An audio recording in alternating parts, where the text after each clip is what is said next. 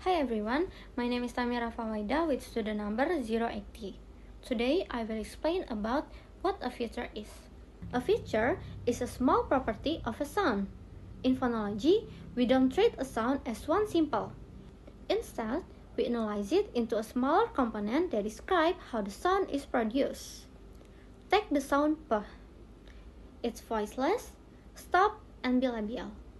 All of these properties exist at the same time in that one sound. So, when we describe P, we are really describing a combination of features that together form that sound. A sound is understood as a bundle of features rather than a single block. Why features are used? Features are used because sound in a language often behave in groups. Phonology studies pattern and rules, and these rules usually apply to more than one sound. For example, consider P, T, and K. They are different in place of articulation. P is bilabial, T is alveolar, and K is velar.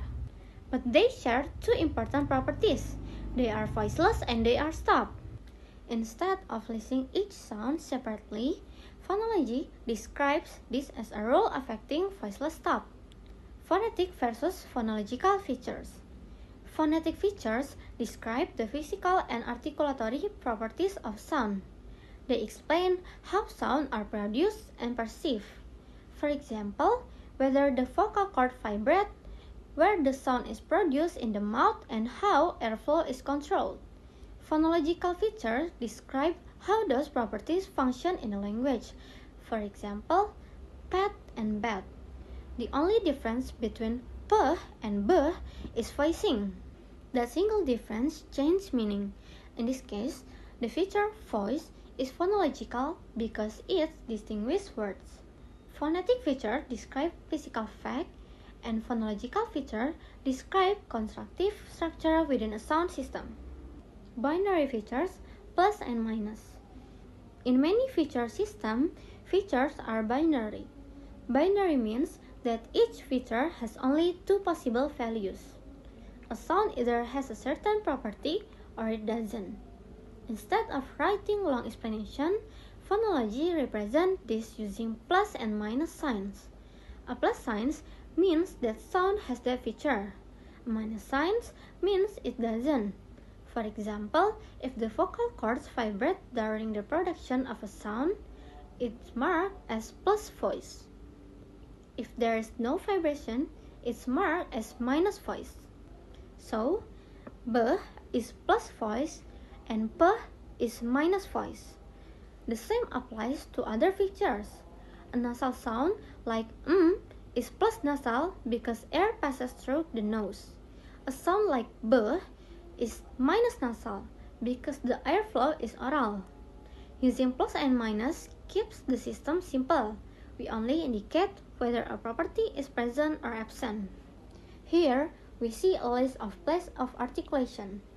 Features: bilabial, labiontal, dental, alveolar, palatal, velar, and uvular.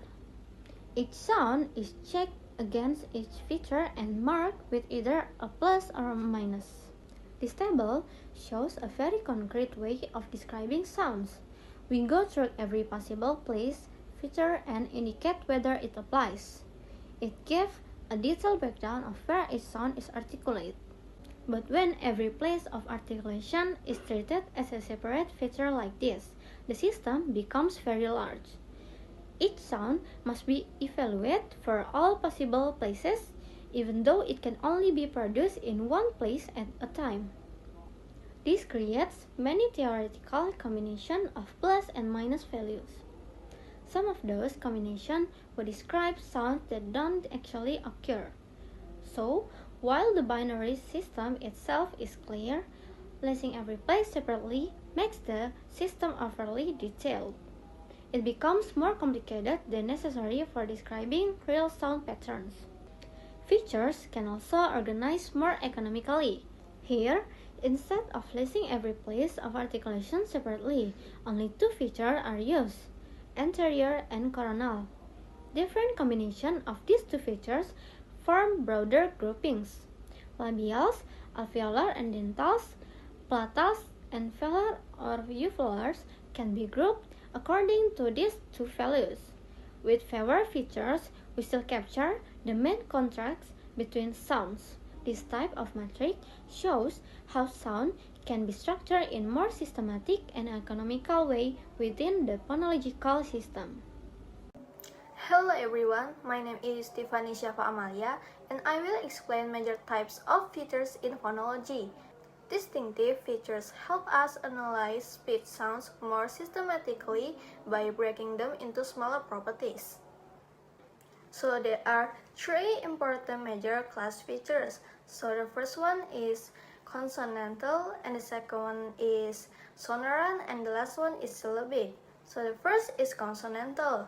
Plus consonantal is produced with significant obstruction in the vocal tract, and for minus consonantal is produced without major obstruction. For example, like p, b, t, k, s, and is plus consonantal, and for minus consonantal is a, I, u. So vowels are minus consonantal because the airflow is relatively open. And the second one is sonorant. So sonorant sounds have smooth airflow like vowels and nasals. This feature distinguishes sounds based on airflow quality. 4 plus sonorant is produced with relatively free airflow, and 4 minus sonorant is produced with significant obstruction that creates noise. For example, like o, wa, and ya is plus sonorant, and for minus sonorant is like p, t, k, s, and f. And the last one is syllabic. Only vowels are typically plus syllabic because they form the center of a syllable. This feature indicates whether a sound can function as the nucleus of a syllable. For plus syllabic, can form the center of a syllable, and for minus syllabic it cannot. So vowels are plus syllabic and for consonants are minus syllabic. For example, in the word banana, the vowels are plus syllabic, while p and are minus syllabic. This table shows how English sounds are classified using three major class features, which are syllabic, consonantal, and sonorant. As you can see in this picture, by combining these three features, we can divide all speech sounds into 4 major groups. And next is consonantal features. Let's see how particular features can be used to characterize smaller and smaller groups of sounds, starting with the feature voice. For plus or minus voice distinguishes between those consonants that are associated with vibrating vocal cords and those which are not. For plus voice, sounds are produced with airflow through the glottis, in which the vocal cords are close enough together to vibrate. These include the glades, sonorants, and voice obstruents such as the o, and the. And for minus voice, sounds are those produced with the vocal cords at rest and is relevant primarily to obstruents such as the s and p. Next is place features. For plus or minus coronal is used to distinguish segments involving the front of the tongue, that is the dentals, alveolars, and palatals, from other sounds. Plus coronal sounds are those articulated with the tongue tip or blade raised, such as the t, t, and sounds in tadpole. And for minus coronal sounds are those whose articulation does not involve the front of the tongue, such as the p in tadpole. Next is anterior. For plus or minus anterior, distinguishes between sounds produced in the front of the mouth, that is the labials, dentals, and alveolars, and other sounds. For plus anterior, sounds are those produced at or in front of the alveolar ridge, such as the s, and n in snake. And for minus anterior, sounds are those produced further back in the oral cavity than the alveolar ridge, such as the k and the in cage. Next is minor features. So the features presented in these sections, I will explain two sections. So the first one is continuum and the second one is nasal. For the plus or minus continuum, distinguishes between stops and other sounds. For plus continuum, sounds are those in which there is free airflow through the oral cavity, such as all the sounds in fish. And for minus continuum, sounds are those in which the airflow is stopped in the oral cavity. This includes both oral and nasal stops such as the and p sounds in math. So this is the first table classifies consonants using three main features. There are coronal, anterior, and continuum. Each feature has two values. For the plus, is the sound has the feature, and for the minus, is the sound does not have the feature. First is coronal. Sounds that are plus coronal use the tip or blade of the tongue, like t, t, and s. Sounds like k and p are minus coronal because they do not use the tongue tip. Second is anterior.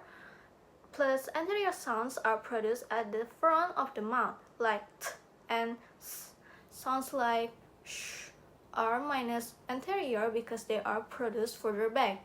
And the last one is continuum. Plus continuum means the air flows continuously like f and s. Minus continuum means the airflow is stopped like p and t. Next is nasal. So for the plus or minus nasal, differentiates between nasal sounds and non-nasals. So for the plus nasal, sounds are produced with the velum lowered and consequent airflow through the nasal cavity as the sounds in mammoth. And for minus nasal, sounds are produced without airflow through the nasal cavity. For example, all the sounds in thrush. As you can see, this is the second table included with nasal. So first is coronal. Sounds are produced with the front part of the tongue, like t, t, and s. Second, anterior sounds are produced at the front of the mouth, such as t and Next is continuum. Sounds allow continuous airflow, like s and f, while stops like p and k are minus continuum. And next is nasal. Sounds like and allow air through the nose. Voice shows whether the vocal cords vibrate. For example, like p is voice, but p is voiceless. Hello everyone, my name is Ahmad Afif Putra Jafar, and today I will continue the explanation about distinctive features. Today, we discuss how speech sounds are classified using binary features. Instead of describing sounds only by symbols, phonologists describe them using plus and also minus features. Now, let's begin with consonant features. The first one is coronal. The feature coronal refers to sounds produced using the tongue tip or the blade of the tongue. Examples of the plus coronal sounds are t, d, s, z, n, and o. When we pronounce these sounds, the tongue is active at the front part of the mouth. Sounds like k, k, k, and k are minus coronal because they are produced using the lips or the back of the tongue. This feature groups together sounds that share tongue tip articulation. Number 2 is anterior. The feature anterior refers to sounds produced at the very front of the mouth, usually near the teeth or alveolar ridge. For example, t, t, s, z are plus anterior. However, sounds like sh, sh, ch, and j are minus anterior because they are produced slightly further back in the mouth. This feature helps distinguish alveolar sounds from post-alveolar sounds. Number 3 is continuum. The feature continuum describes whether airflow continues without being completely blocked. Plus continuum sounds allow continuous airflow. Examples: th, v, z, l. Minus continuous sounds completely block airflow. The examples are p, p, t, t, k, k. So, stops are minus continuant and fricatives are plus continuant. This feature is very important in phonology because many sound rules refer to whether a sound is continuant or not. Number 4 is nasal. The feature nasal refers to whether air flows through the nose. In English, plus nasal sounds are n, and o. All other consonants are minus nasal because the airflow only goes through the mouth. Number 5 is strident. The feature strident refers to strong, noisy friction. Plus strident sounds include s, z, sh, sh, v, ch, j. These sounds create a sharp hissing or buzzing noise. Sounds like t, d, and are minus strident because they do not produce that strong friction. Number 6 is lateral. Plus lateral sounds allows air to pass around the sides of the tongue. In English, the only plus lateral consonant is l. All other consonants are minus lateral. This feature is important because although it shares many features with other sounds like it is distinguished by being lateral. And for number 7 is delayed release. This feature distinguishes affricates from other consonants. Plus delayed release sounds are ch and j. These sounds begin as stops but release slowly into fricatives. For example, ch starts like t and release into sh. Other stops like t and d are minus delayed release because they do not have that fricative release. And then, now let's move to the vowel features. Unlike consonants, vowels are mainly classified based on tongue height, tongue position, lip rounding, and muscular tension. Number 1 is high. Plus high vowels are produced with the tongue raised high in the mouth. Examples as e as in see, e as in sit, u as in wood, u as in book. Minus high vowels are all other vowels. Number 2 is low. Plus low vowels are produced with the tongue lowered. Example, a as in cat, a as in father. If a vowel is neither high or low, it is considered mid. So mid vowels are a, o. Number 3 is back. Plus back vowels are produced with the tongue pulled toward the back of the mouth. Examples are u, o, a. Back vowels are front vowels like e, e, e. Number 4 is front. Plus front vowels are produced with the tongue pushed forward. Examples e, e. Minus front vowels include central and back vowels. Interestingly, by combining front and back, we can describe central vowels as minus front and minus back. For number 5 is round. Plus round vowels are produced with rounded lips. Examples u, o. Minus round vowels are produced with spread or neutral lips such as e, e. Number 6 is tense.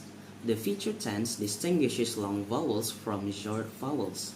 Plus 10 vowels involves greater muscular effort and are usually longer. Examples are e, u, o, a. Minus tense vowels are shorter and more relaxed. And the last one is advanced tongue root. Plus ATR means the tongue root is pushed forward. In many African language, ATR is important for vowel harmony. In English, ATR often overlaps with tense vowels.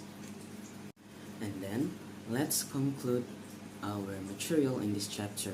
For example, the sound p is not just p.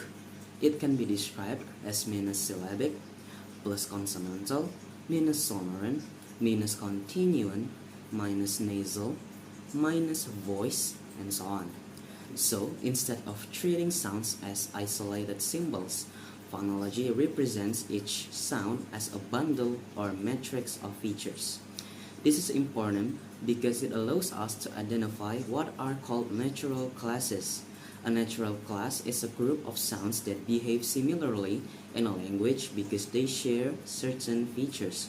For example, in English, the sound p, t, k, b, d, g form a natural class. Why? Because they are plus consonantal, minus continuum, and minus delayed release. These are the stop consonants. Similarly, the sounds O and share features like plus consonantal and plus sonorant. However, not every group of sounds forms a natural class. For example, the sounds V, Z, and J do not form a natural class because there is no single feature combination that uniquely identifies only those sounds. This shows us why distinctive features are powerful. Instead of listing individual sounds one by one, we can describe patterns using shared features. This makes phonological analysis more systematic, more economical, and also more elegant. This material also mentions that although the feature system works well, it is still not perfect. For example, some vowel systems in world language cannot be fully explained using only the features high and also low. Some feature combinations may even describe sounds that do not actually exist in human language. So, while the feature system is extremely useful, it still has limitations and has been revised by linguists over time. I think that's all about our video today. Thank you for the attention. Wassalamualaikum warahmatullahi wabarakatuh.